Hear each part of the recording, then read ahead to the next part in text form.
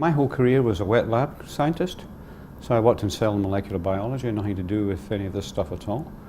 And then I became head of the medical school in Oxford and discovered that there was this very strong program in tropical medicine at that point, which I knew nothing about, and was talking to them about these issues and what their problems were.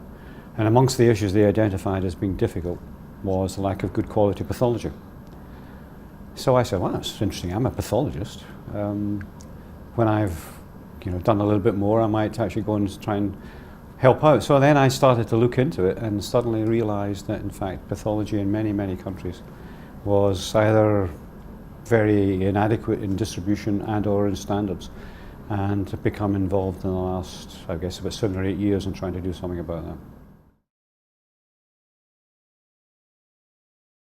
How do we compare? Well, it's interesting actually, NCI, National Cancer Institute, the reason I'm involved with them is that some years ago was that the head of the Centre for Global Health came to me and said, look, we're funding research in low and middle income countries on cancer, and then we're discovering it in fact not infrequently it's either not cancer, or it's a different type of cancer, or it's a different stage because the pathology is inadequate.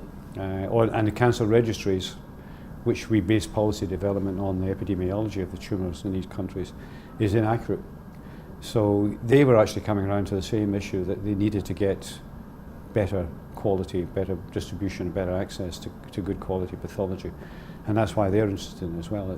They, in a sense, were wasting their money funding research, which turned out not to be what they thought it was. An estimate that the total global cost of cancer globally per year is something in the order of $2 trillion in terms of economic impact and all the rest of the cost of doing what they're doing. And if you think, quite a bit of that is probably wasted, in my case because of inadequate pathology.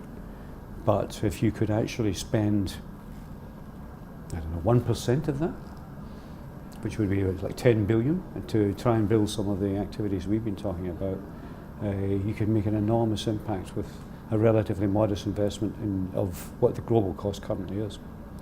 Yeah, so it's a doable. We know what to do.